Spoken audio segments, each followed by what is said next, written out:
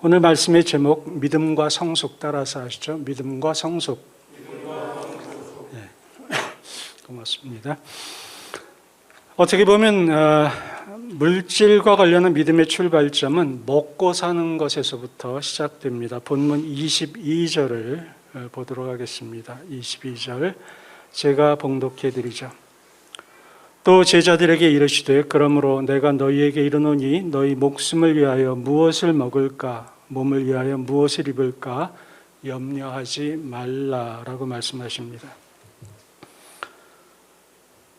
그렇습니다. 이 지구상에 살고 있는 사람들의 대부분 상당수의 사람들은 먹고 사는 것에 대해서 염려합니다. 거의 7, 80% 이상은 사실 생계 문제를 상당히 심각하게 여기며 살 것입니다. 그러면 생계가 해결됐다고 해서 먹고 사는 것에 대해서 염려하지 않느냐? 또 그렇지도 않아요. 그 예가 바로 노후 대책입니다. 노후 대책. 이게 무슨 단어인가요? 앞으로 어떻게 먹고 살 것인가라는 문제잖아요.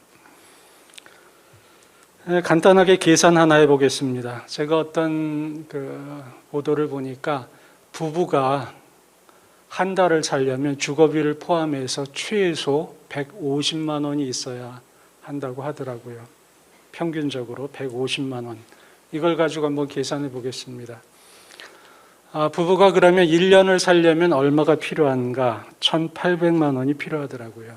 그러면 10년을 살려면 1억 8천만 원입니다. 만약에 55세에 은퇴한 부부가 95세까지 산다고 가정해 보십시다. 40년 동안. 그러면 7억 2천만 원이 들어갑니다. 7억 2천. 여기에 의료비라든지 또 물가 상승률이라든지 이런 것들을 다 감안하면 적어도 10억 원을 가지고 있어야 합니다. 언제? 퇴직할 때. 가령 그 10억 원이 없다면 퇴직 후에 별도의 직업을 가져야 합니다. 아니면 연금이라든지 부동산 임대 수입 같은 고정적인 수입이 있어야만 95세까지 먹고 살 수 있습니다. 그러므로 이 자리에 앉아 계신 분들 가운데 55세가 안 됐다라고 생각하는 분은 55세가 될 때 나는 10억 원이 준비될 수 있을까라는 질문을 한번 해보셔야 되고 55세가 넘으신 분들은 내게 지금 10억 원이 있는가를 물어보셔야 합니다. 이 질문을 저에게 던져봅니다. 제가 왜 웃냐면 이 질문을 저에게 던져보면 웃음밖에 안 나와요. 저는 10억 원은커녕 노후를 위해서 1억 원도 없습니다. 아니 단돈 1,000만 원도 준비되지 않았습니다. 현재 머물 곳이 없어서 한 선교관에서 4년 이상 몸을 의탁하고 있습니다. 여러분 이 질문, 너에게 10억 원이 준비되어 있느냐라는 질문을 저에게 던진다면 저는 뭐라고 답하겠습니까? 만약 여러분께서 저의 입장이라면 저의 마음은 어때야 당연할까요? 당연히 불안해야 할 것입니다. 앞일을 생각하면 막막할 수밖에 없는 거죠. 그러면 또 여러분은 어떨까요? 별반 차이가 없을 거라고 생각이 됩니다. 그런데 말이죠. 오늘 본문에서 예수님은 이상한 말씀을 하십니다. 염려하지 말아라.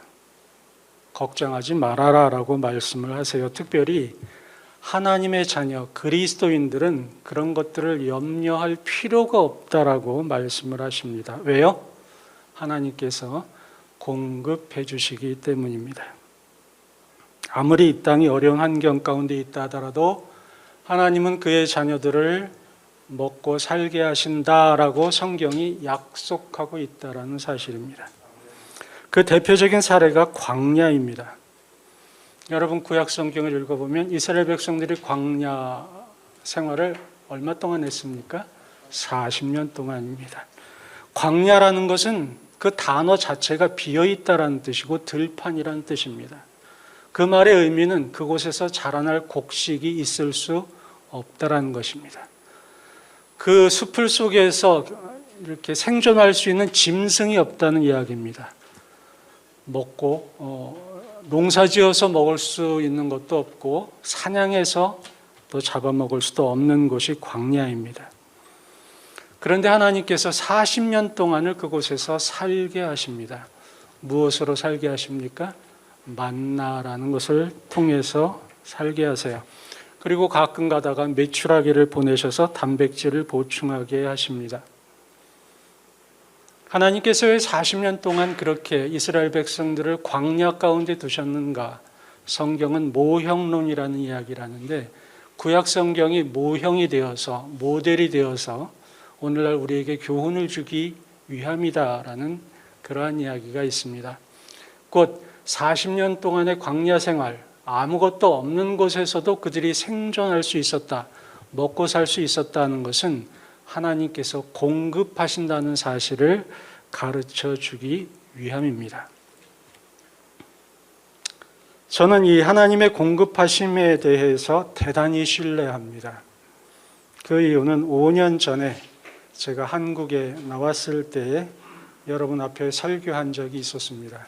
그때 드렸던 말씀이 공항에 내려서 저의 지갑을 보니까 16만 원이 있더라라는 말씀이었어요. 그때 이후로 지금까지 저는 설교나 강의 사역 이외에 다른 어떤 돈벌이를 하지 않았습니다. 물론 가족 가운데 또 약간의 부수입이 있긴 했습니다만 그러나 특별히 무슨 돈을 벌기 위해서 노력한 적이 없었습니다.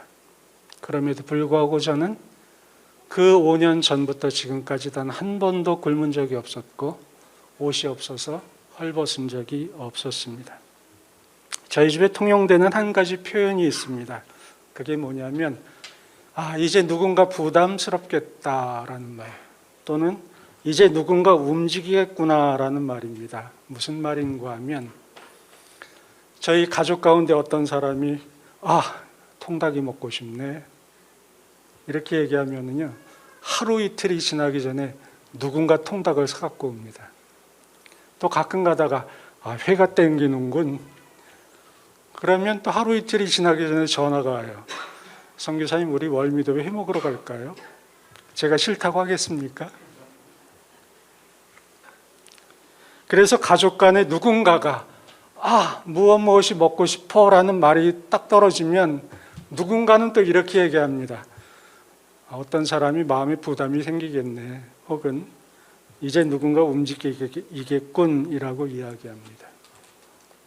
여러분 이것이 한 번, 두 번이라면 그것은 우연입니다. 그러나 그것이 한 번, 두 번, 10번, 20번, 30번, 40번 계속 반복된다면 그것이 우연이겠습니까? 결코 우연일 수 없습니다. 그렇게 제가 누군가 부담이 되겠군 했을 때 부담을 가지고 혹은 부담을 가졌는지 아닌지는 모르나 저희 집 문을 두드렸던 분이 바로 유 목사님입니다. 지금은 좀 뜸하신데 초창기에는 유 목사님이 선교관을 방문하실 때 반드시 손에 무엇인가 들려 있었습니다. 그런데 그 손에 있는 물건은 하루 이틀 전에 우리 가족 간에 누군가 필요하다고 이야기했던 그게 들려 있었어요. 그래서 또 저희 가족들은 유 목사님이 가신 이후에 이런 얘기를 했습니다. 목사님이 틀림없이 우리 집에 도청기를 설치했어. 엿듣지 않고서야 이런 일이 있을 수 없어 라는 말을 한 적이 있습니다. 여러분 이 이야기를 들으시면 어떤 생각이 드나요? 그래 나도 이런 경험이 있으면 좋겠다 이런 생각 드시지 않습니까? 돈이 있었으면 좋겠다 그러면 눈을 떠보니까 하늘에서 돈다발이 뚝뚝 떨어진다든지 집이 있었으면 좋겠다 그러면 등기로 집문서가 탁 날라온다든지 얼마나 좋겠습니까? 만약 그런 생각이 드신다면 저의 이야기를 계속 경청해 주시기를 바랍니다. 이렇게 무엇을 먹을까 무엇을 입을까라는 말씀, 이 말씀 속에는 두 가지의 교훈이 있습니다. 그 첫째는 하한선에 관한 것이고 또 다른 하나는 상한선에 관한 것입니다. 첫째 하한선은 무슨 얘기냐면 우리 주님께서 저와 여러분에게 염려하지 말라고 한 그 하한선은 뭐냐? 무엇을 먹을까? 무엇을 입을까에 관한 것만이었습니다.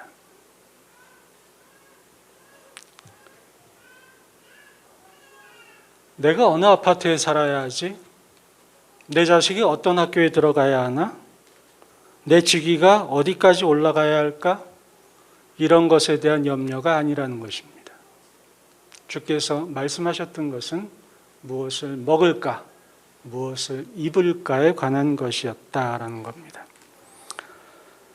만나 이야기를 다시 한번 드리도록 하죠. 민수기 11장 8절을 보면 만나는 이렇게 표현되어 있습니다.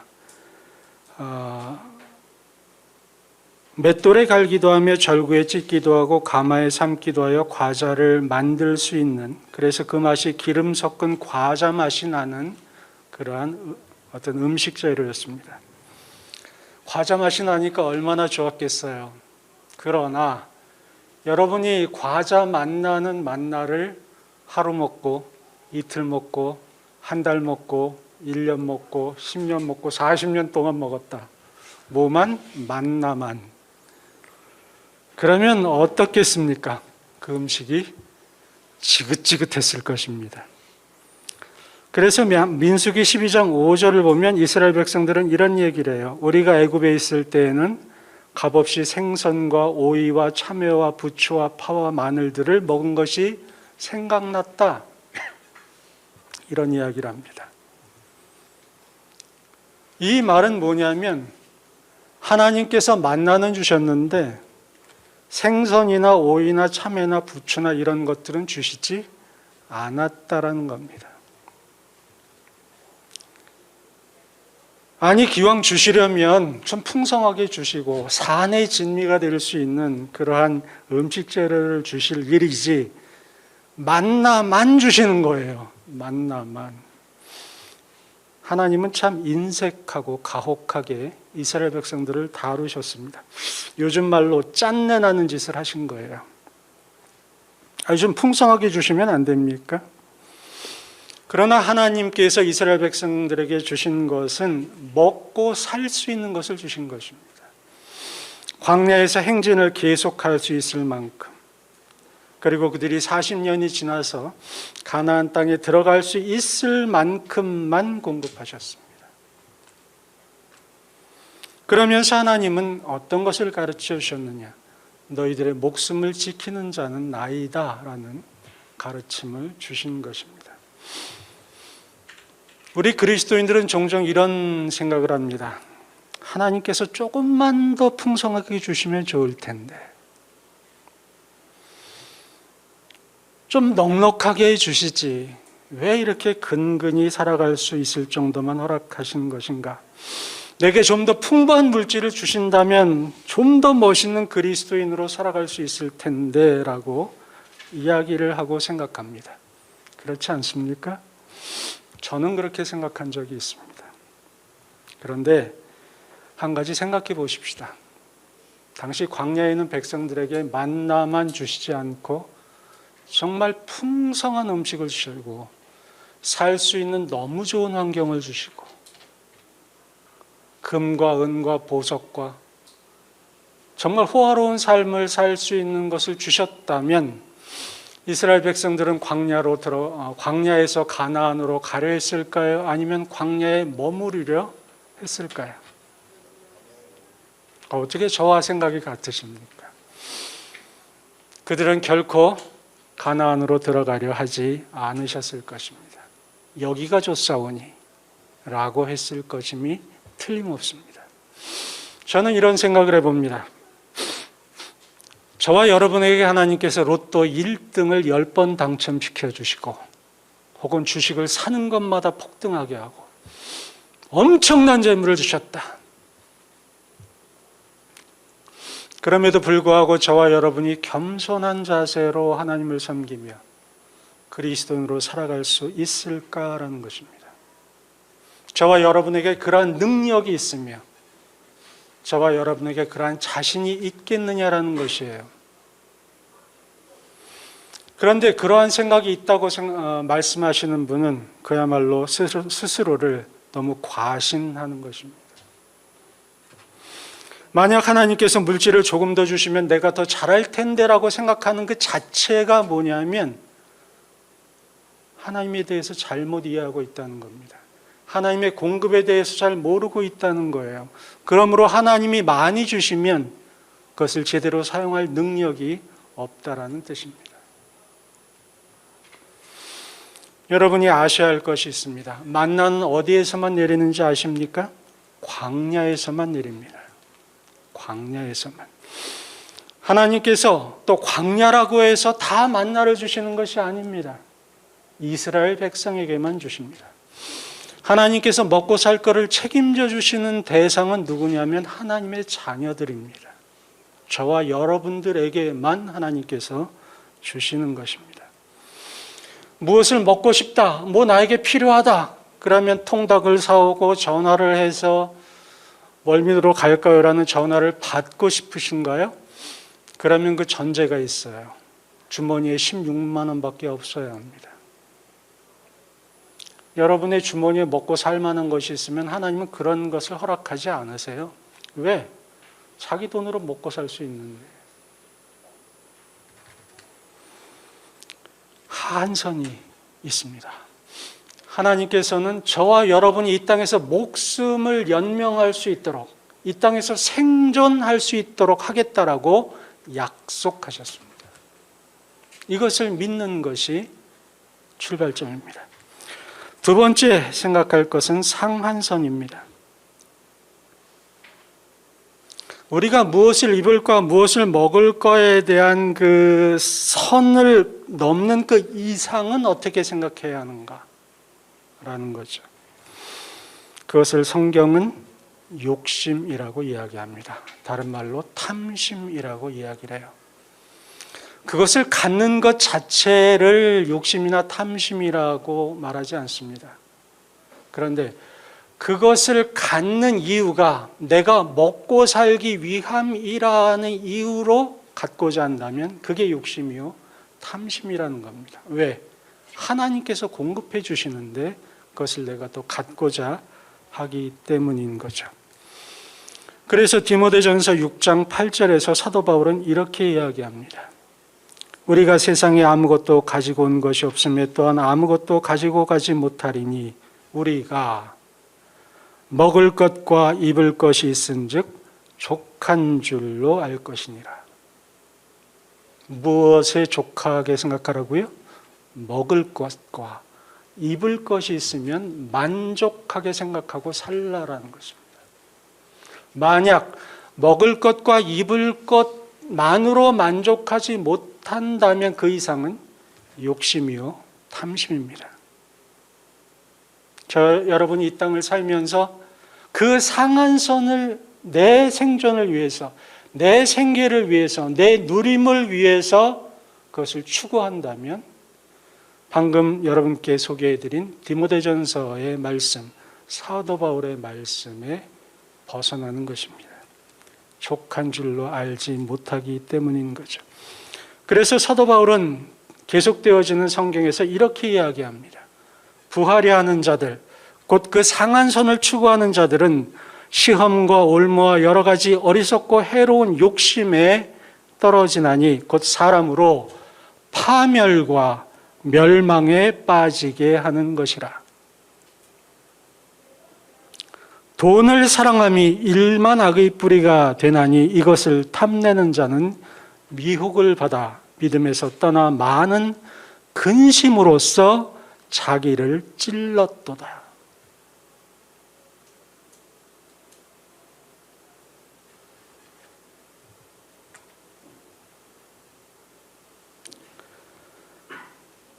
여러분, 다시 말씀드립니다만 그 상한선이 없어야 된다, 그 말씀을 드리는 것이 아닙니다. 우리에게는 먹고 마신 것 이외에 또 다른 재물과 물질이 필요합니다. 그것이 있어야 되고 그것을 추구해야 합니다.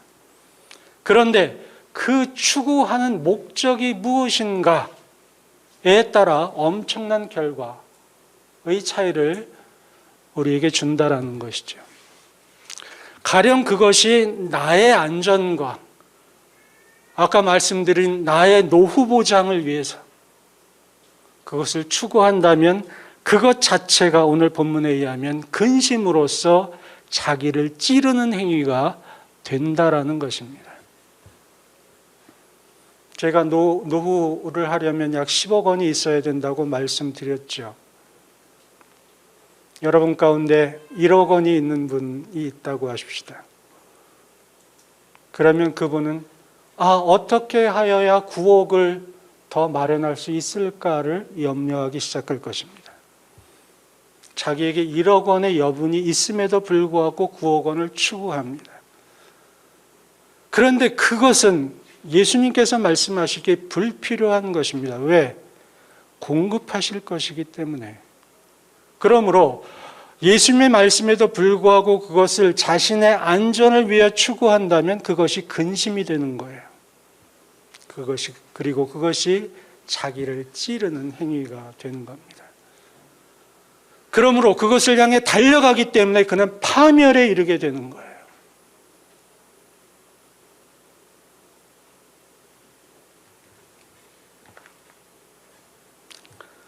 그러므로 우리는 이 상한선에 대한 것을 어떻게 해야 하는가? 그러면 우리가 그 9억 원을 추구하는 것이 나의 것이 아니라면 내가 가진 1억 원 그리고 내가 더 획득할 수 있는 보다 많은 물질들에 대해서 어떠한 자세를 가져야 하는가? 방금 말씀드린 디모데전서 6장에서 계속하여 사도 바울은 17절 18절에서 이런 이야기를 합니다. 내가 이 세대에서 부한 자들을 명하여 마음을 높이지 말고 정함이 없는 재물에 소망을 두지 말고 오직 우리에게 모든 것을 후히 주사 누리게 하시는 하나님께 두며 그 다음입니다. 선을 행하고 선한 사업을 많이 하고 나누어 주기를 좋아하며 너그러운 자가 되게 하라. 그것입니다. 여러분에게 있는 그리고 앞으로 여러분에게 주실 여러분이 획득할 그러할 재물들은 나누어 주기 위함이고 선을 위함이라는 것이죠. 그것을 위해서 하나님께서 주신 것이라는 것이 성경의 교훈입니다. 지난주에 말씀드린 대로 이것이 바로 여러분들이 선택하실 부분입니다. 계속해서 여러분의 생계를 위하여 그것 때문에 내가 무엇을 먹고 마실까를 염려하며 사는 것도 여러분의 선택입니다. 그러나 이것은 하나님께서 해결해 주시니까 이것은 내 염려할 부분이 아니야 라고 생각하고 오히려 다른 것에 힘쓰는 것도 여러분의 선택입니다. 어느 쪽이 더 평안을 누리는가는 여러분이 결정하실 수 있어요. 또 그 상한선 이상의 재물을 여러분이 더 축적해야 되겠다라고 하고 그렇게 길로 가는 것이 또 여러분의 선택일 수 있습니다. 그러나 그것을 선한 일에, 선한 사업을 위해 그리고 나누어 주는 일에 참여하는 것도 여러분이 선택하시는 것입니다.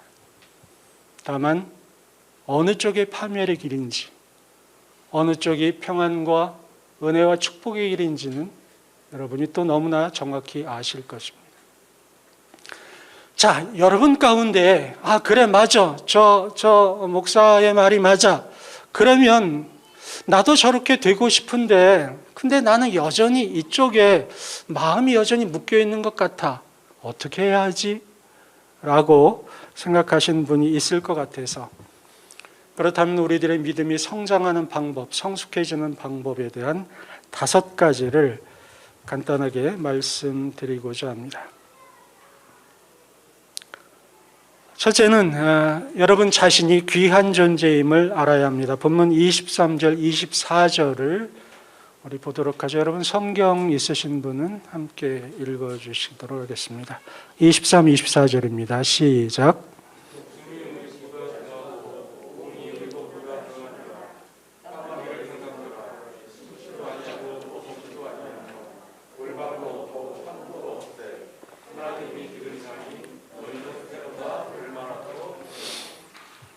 네, 고맙습니다.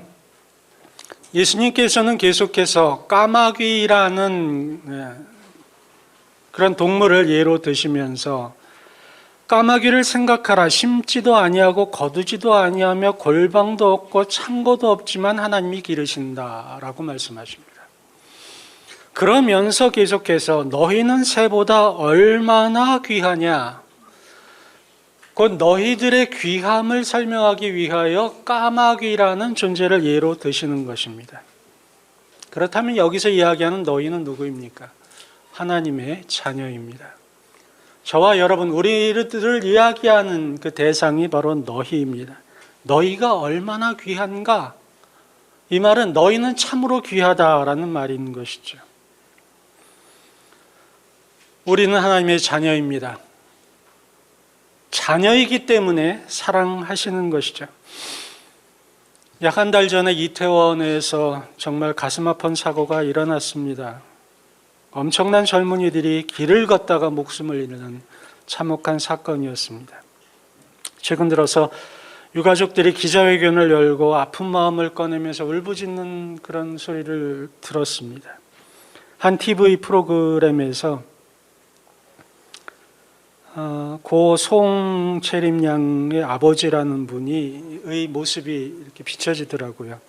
자신의 딸의 방을 쭉 소개를 하였습니다. 그러면서 그 아버지가 그 말을 채 잊지 못하고 통곡을 하더라고요. 그 모습을 제가 보면서 참 부모가 자식을 사랑하는 그 사랑이 저렇게 정말 애절하구나, 저렇게 깊구나라는 것을 느끼게 되었어요. 왜 그렇게 통곡합니까? 자녀이기 때문입니다. 저는 애절한 생각을 가졌지만 그분만큼 애절하지는 않잖아요. 왜? 저의 자녀가 아니니까. 여러분, 저와 여러분은 하나님의 자녀입니다. 하나님의 자녀가 영적 힘을 얻고 하나님의 말씀, 그 공급을 받아서 정말 매일매일 승리하는 삶을 살면 물질이라는 하나님의 공급이라는 그것을 믿지 못해서 전전긍긍하면서 사는 모습을 보신다면 이 두 가지 장면 속에서 하나님의 마음은 어떻겠는가를 저는 생각합니다.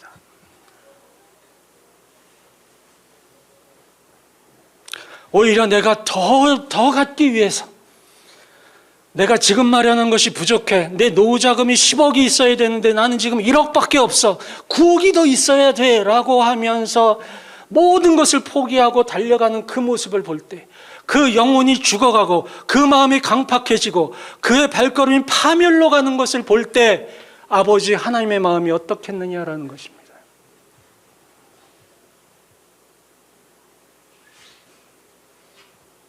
참 아플 거예요. 왜 아플까요? 귀하기 때문입니다. 내 자녀이기 때문에. 그러므로 우리의 믿음이 성숙하기 위해서 첫 번째 우리가 알아야 할 것이 있습니다. 나는 하나님의 자녀이다. 나는 하나님께서 귀하게 여기는 존재이다. 그래서 내가 생명의 길로 지금 가고 있으면 너무 즐거워하고 기뻐하시지만 내가 그 생명의 말씀을 멀리하고 반대의 길로 갈 때는 너무도 가슴 아파하는 분이 바로 하나님이시다.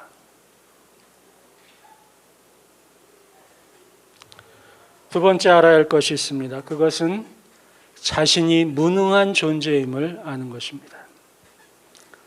본문 25절, 26절을 같이 읽도록 하겠습니다. 25절 시작.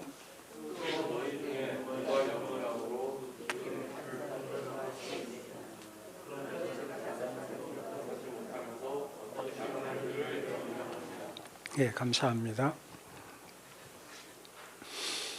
이 세상에 염려하는 것을 통해서 자기 키를 크게 할 수 있는 사람은 아무도 없습니다. 그런데 오늘 본문은 그것을 가장 작은 일이라고 그래요.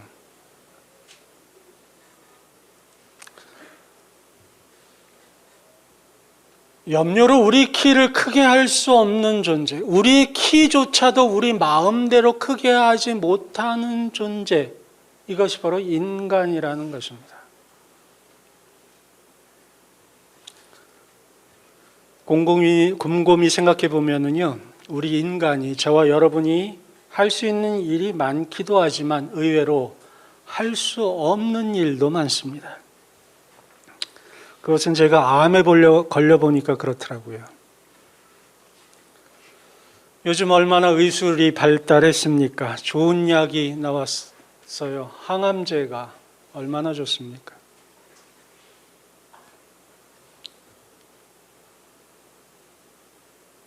그런데 궁극적으로 암을 해결할 수 있는 치료제는 아직 열려있지 않습니다. 그러면 인간에게 있는 질병만 그렇습니까? 아닙니다. 어떤 나라에는 계속해서 미사일이 떨어지고 있고, 섬나라는 물 아래 들어가고 있고, 곡창지대는 말라가거나 홍수로 떠내려가고 있습니다. 각 나라의 경제는 요동치고 있습니다. 한국 경제는 지금 어떨까요? 아직까지 우리가 눈에 보지 못해서 그렇지 내년은 쉽지 않을 거라는 예상이 많습니다. 저는 그저 아마추어 경제학도로서 보더라도 내년은 쉽지 않습니다. 아니, 거기까지 생각하지도 마십시다. 저와 여러분은 지금 어떻습니까? 저와 여러분의 삶 속에 닥쳐 있는, 당면에 있는 문제들을 해결할 수 있는 능력이 있긴 합니까? 아니, 해결은커녕 거기에 대해서 조금이라도 대처할 수 있는 어떤 빌미라도 있습니까?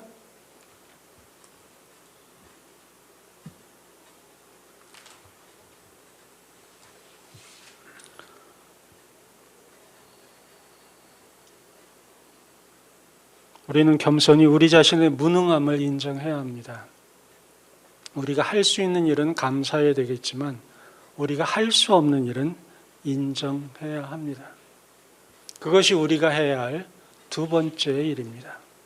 우리들의 믿음이 크려면 우리가 할 수 없는 일을 인정해야 돼요. CNN 훈련을 지금 하고 있는데 거기에 기도 제목을 쭉 올리게 해요. 매주가 갈수록 그 기도 제목들을 제가 쭉 업데이트를 하는데 점점점 두꺼워집니다.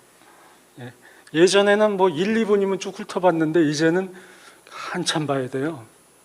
그 기도 제목이 막 쌓여가기 시작하는 거예요. 그게 그 내용이, 그 기도 제목의 그 내용이 뭔가요?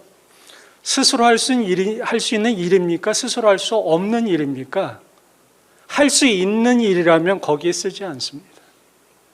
할 수 없으니까 쓰는 거죠. 네? 저는 그것이 나쁜 행위라고 생각하지 않아요. 오히려 바람직한 것입니다. 왜? 내가 할 수 없음을 인정하는 것이기 때문에. 그 말은 할 수 있는 존재, 하나님께서 그 일을 해결하시기를 바란다는 뜻이기 때문입니다. 세 번째 하실 일이 있습니다. 27절, 28절을 같이 읽겠습니다. 27절 시작.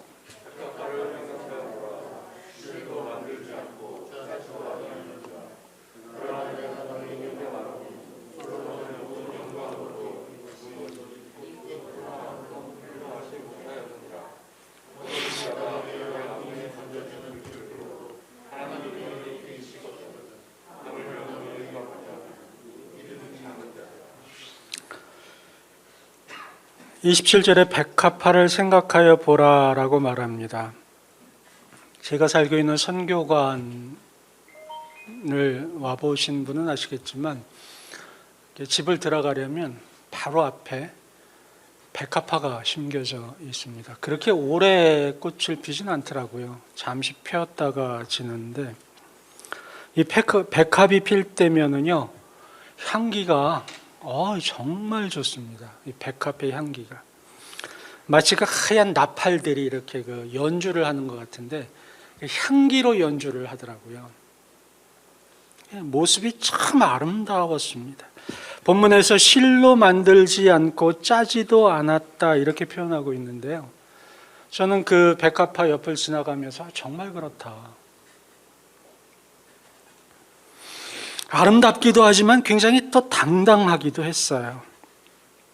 그런데 말입니다. 제가 그 백합화를 볼 때마다 느끼는 것은, 야, 너는 저렇게 향기를 내고 정말 아름답고 멋지게 서 있는데 내가 너를 위해서 한 일이 뭐냐? 라고 물어봐요. 제가 그 백합화를 위해서 한 일이 뭘까요? 아무것도 없습니다. 그냥 보고 냄새 좋구나, 너 예쁘구나 이렇게 생각한 것뿐이지 제가 백합화를 위해서 물 한 번 준 적도 없어요. 보고 지나갔을 뿐이에요. 그런데 그 백합은 자라서 꽃을 피고 향기를 내고 그 아름다운 자태를 저에게 선사해 주었습니다. 그런데 성경은 뭐라고 이야기합니까? 이것을 누가 하셨다? 하나님께서 하셨다. 하나님께서 일하셨다라고 말씀을 하는 것입니다. 하나님께서 입히셨습니다. 하나님께서 먹이셨습니다. 하나님께서 생존케 하셨습니다. 하나님께서 일하신 존재, 하나님께서 먹고 입게 그리고 생존하게 하신 증거가 있어요. 그 증거 중에 하나가 저고 그 증거 중에 하나가 여러분들입니다. 여러분들이 지금 살아서 이 자리에 계시잖아요. 여러분들이 지나온 일생을 되돌아보십시오. 얼마나 우여곡절이 많았습니까? 우리 강 집사님과 제가 아이 컨택이 됐는데 지난번 그 코로나 때 아무 일도 없으니까 그때 그 자전거로 이 아르바이트를 하신다는 이야기를 들으면서 제 마음이 너무 아프고 짠했어요. 그럼에도 불구하고 지금 저렇게 계시잖아요. 저와 여러분이 지금까지 살고 있다는 것이 증거입니다. 동일하게 우리의 목숨을 하나님께서 걷어가실 그때까지 저와 여러분은 살아있을 것입니다. 당연하죠. 그렇잖아요. 그런데 성경은 그것이 무엇 때문이다? 하나님께서 백합화에게 일하셨던 것처럼 너희에게 일하시기 때문이다 라고 말씀한다는 것입니다.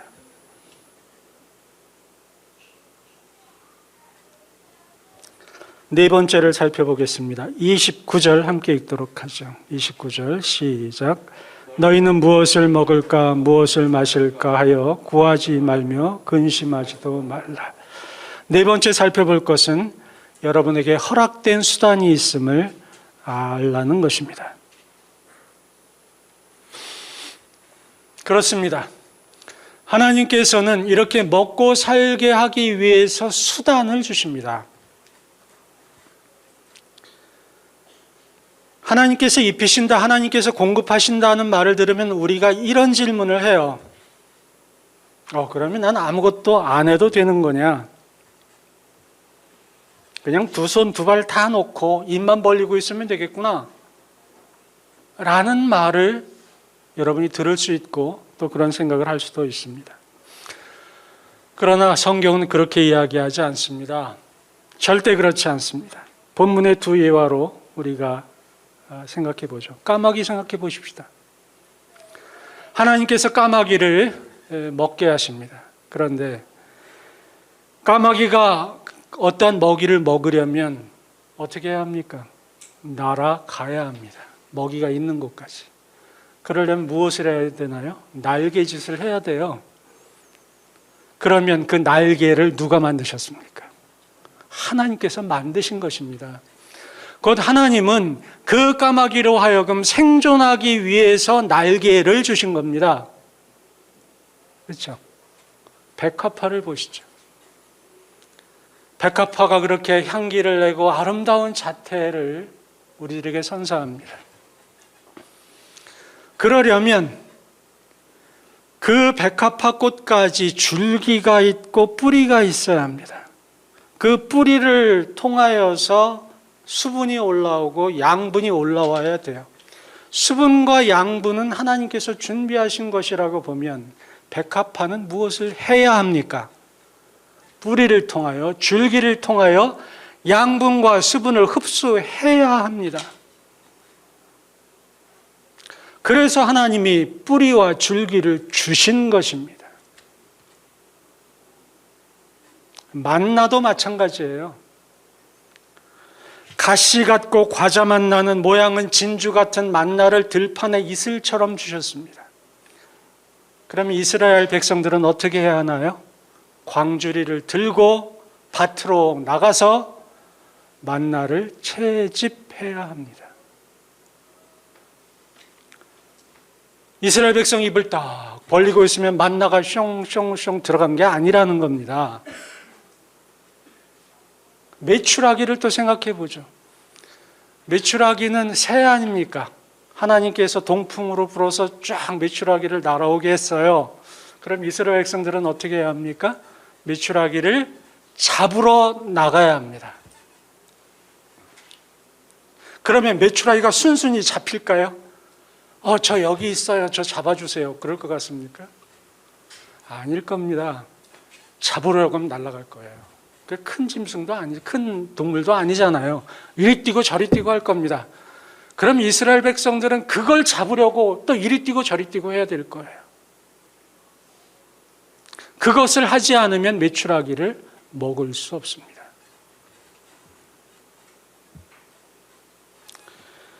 하나님께서는 어떠한 물질을 주시고 특별히 먹고 살 것을 주실 때 수단이라는 것을 주신다는 거예요. 그리고 거기에 대한 노력을 요구하십니다.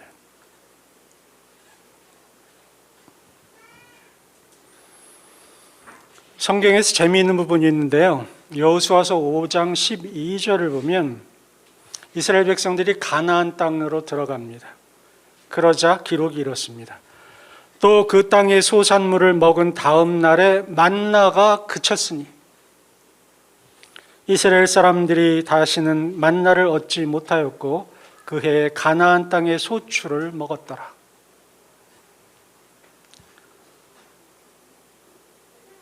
가나안 땅까지 만나를 주셨습니다. 곧 가나안 땅까지 그들은 만나를 채집해야 했고 또 메추라기를 잡으러 다녀야 했어요.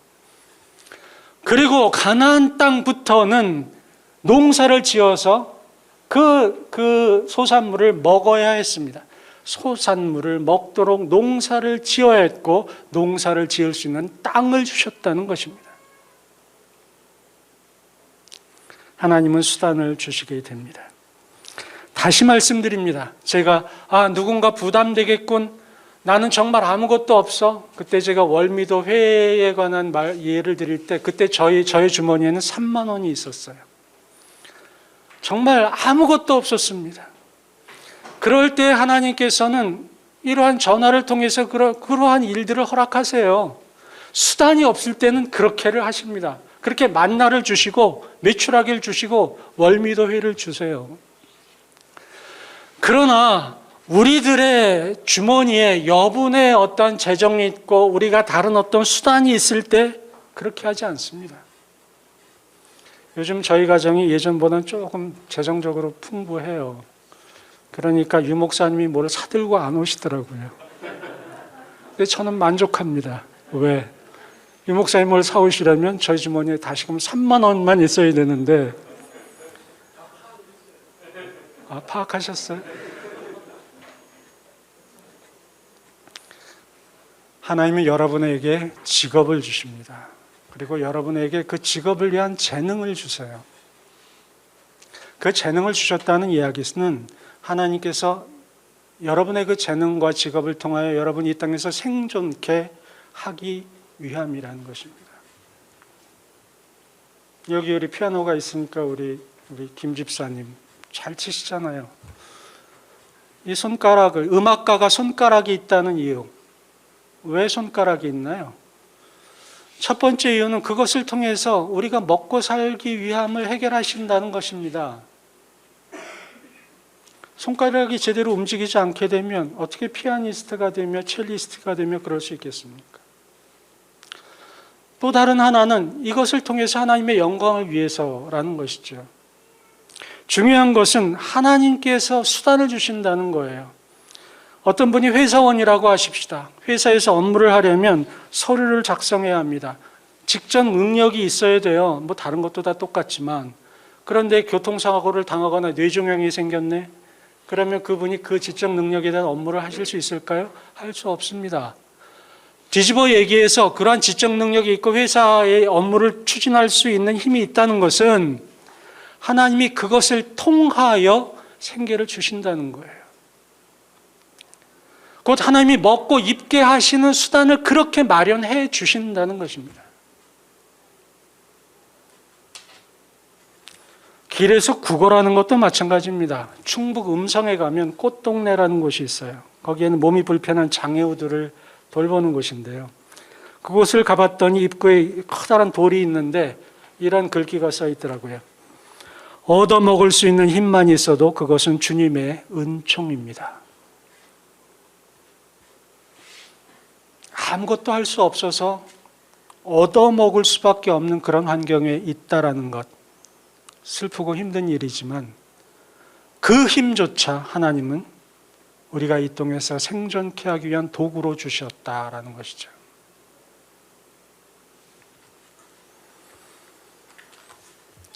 그러므로 하나님이 여러분에게 주신 그 허락된 수단, 그것에 대해서 우리는 좀 더 깊이 생각해 볼 필요가 있습니다.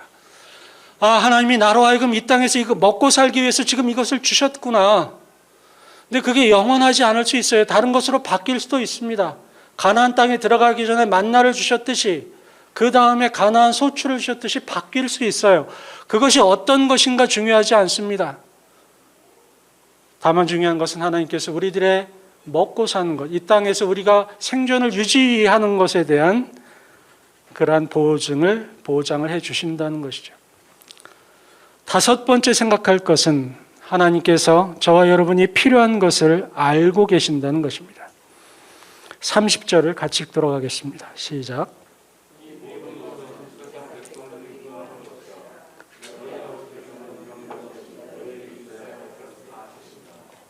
아멘. 그렇습니다. 하나님께서는 너희에게 있어야 할 것을 아십니다. 저와 여러분에게 있어야 할 것, 이 말을 뒤집어 이야기하면 우리에게 있지 않아도 될 것도 아신다는 겁니다. 참 저는 이 말씀을 받아들이기 쉽지 않았어요. 제 생각에는 이것이 있어야 돼. 이것도 있어야 돼. 저것도 있어야 돼. 있어야 될 것들이 여러 가지가 있는데 하나님 보시기에는 그래, 맞아. 너에게 이게 있어야 돼. 이게 있어야 돼. 근데 저것은 없어도 돼라는 것입니다. 그런데 저는 그것을 기도 제목에 올려놔요. 하나님 주시옵소서. 믿습니다.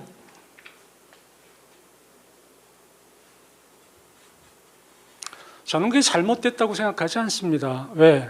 제 생각에는 그게 있어야 될 것으로 생각됐기 때문에 하나님도 있어야 될 것으로 여기셨기 때문에 기도 제목으로 올리는 거죠. 제가 일부러 그렇겠습니까? 그러나 하나님 보시기에는 그게 아니라는 겁니다. 있어야 할 것을 아시되 없어도 될 것도 아신다는 거죠.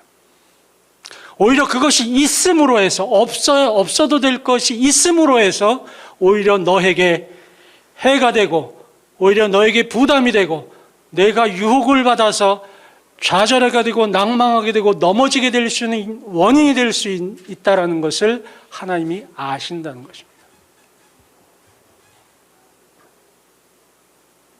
예전에 돈이 3만 원밖에 없을 때 제가 그때 부천에 선교관에 있었는데 하루 10,000원짜리 방에서 처음 고백하는 거예요. 거기 시장이 있는데 보니까 복권을 팔더라고요. 1,000원짜리 복권. 주머니에 3만 원인데 저거 한번 사볼까? 복권 사는 것이 나쁘다 이런 말씀을 드리고자 함이 아니에요. 별로 바람직한 행위라고 저는 생각하지는 않습니다만 그럴 수도 있죠. 살 수도 있죠. 근데 저는 그 생각, 저 복권을 살까? 그리고 이제 기도함으로 사면 하나님께서 저걸 맞게 해주시지 않을까? 믿습니다 하면 되지 않을까? 근데 그런 생각을 해봐요. 그때 사진 않았습니다만 그 3만 원 마저 썼다가는 제가 어떤 후폭풍을 맞을까? 두렵기도 했습니다만 어쨌든 그래서 1등을 제가 당첨했다고 하십시다. 그러면 어떤 일이 벌어졌을까?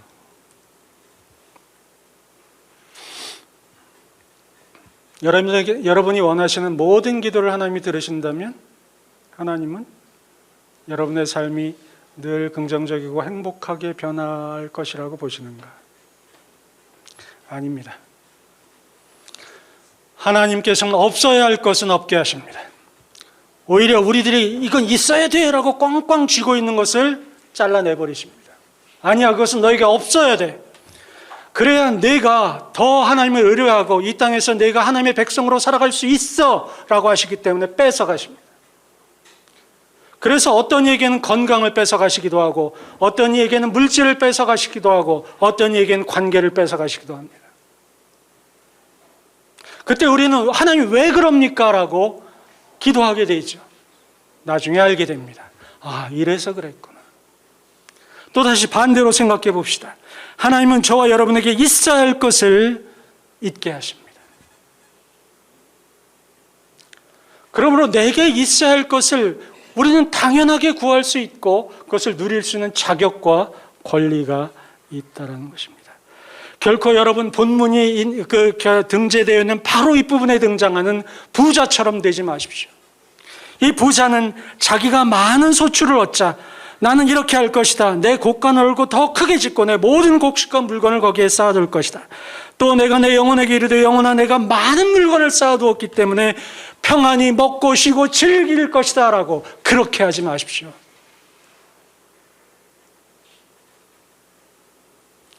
예수님은 그러한 사람을 어리석은 사람이라고 이야기합니다. 내 영혼을 오늘 밤에 취하게 되면 네가 그토록 쌓아온 재물이 누구 것이 되겠느냐.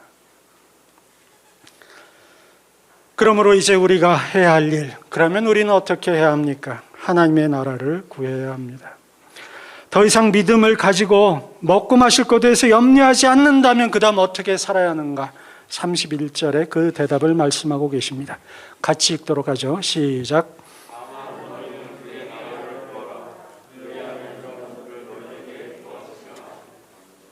아멘. 예수님은 아주 명쾌하게 말씀하십니다. 다만 너희는 그의 나라를 구하라. 그의 나라를 구한다는 말이 무엇입니까? 그의 통치를 구하라는 말입니다. 그의 다스리심을 구하라는 말이에요. 그가 도대체 어디를 다스려야 합니까? 하나님께서 무엇을 다스리란 말입니까? 첫째, 나의 마음을 다스려야 합니다. 나의 마음을 내가 다스려서는 안 됩니다. 나의 바람, 나의 욕심, 나의 욕망, 나의 계획이 나를 다스리지 않도록 해야 합니다. 하나님께서 나의 마음을 다스리도록. 그래서 나의 마음의 모든 결정권을 하나님께 내어놓는 것, 그것이 우리가 해야 할 일입니다. 그러기 위해서 제가 CN에 물려날 때 첫 번째 강조하는 게 말씀 묵상이잖아요. 그리고 계속해서 숙제를 냅니다. 매일같이 말씀 묵상을 인터넷 게시판에 올려라. 얼마나 지긋지긋하겠어요. 안 하면 괜히 뒤가 따갑고 그렇지 않습니까? 그럼에도 불구하고 매일 말씀을 묵상해야 하는 이유가 거기에 있습니다. 우리가 매일 하나님의 말씀을 보아야 할 이유가 거기에 있는 겁니다. 그렇게 하지 않으면 어느새인가 내가 주인이 되어서 모든 것을 판단하고 결정하기 때문입니다. 그리고 하나님께서 어디를 통치해야 하느냐? 여러분의 부부를 통치해야 하고 여러분의 가정을 통치해야 합니다. 여러분의 가정을 다스려야 해요. 하나님이. 여러분이 여러분의 입을 통해서 자녀에게 나가는 말이, 그 말이 하나님의 통치를 받아야 합니다. 너는 하나님을 믿어야 돼. 하나님을 잘 섬겨야 돼. 나는 하나님 믿는 아버지야 어머니야 라고 하면서 반대로는 너는 주일날 공부해야 되니까 교회 가지 말고 학원에 가. 아, 이럴 때는 하나님을 좀 뒤로 해도 돼. 이 두 가지의 모습을 보이지 마십시오. 여러분이 그 가정의 부모요 리더십이라면 여러분의 입을 통해서 여러분의 가정이 하나님의 통치를 받도록 해야 합니다. 여러분의 자녀가 마음대로 움직이지 않으면 눈물을 흘려서 기도하셔야 합니다. 그 모든 책임이 자기에게 있음을 알고.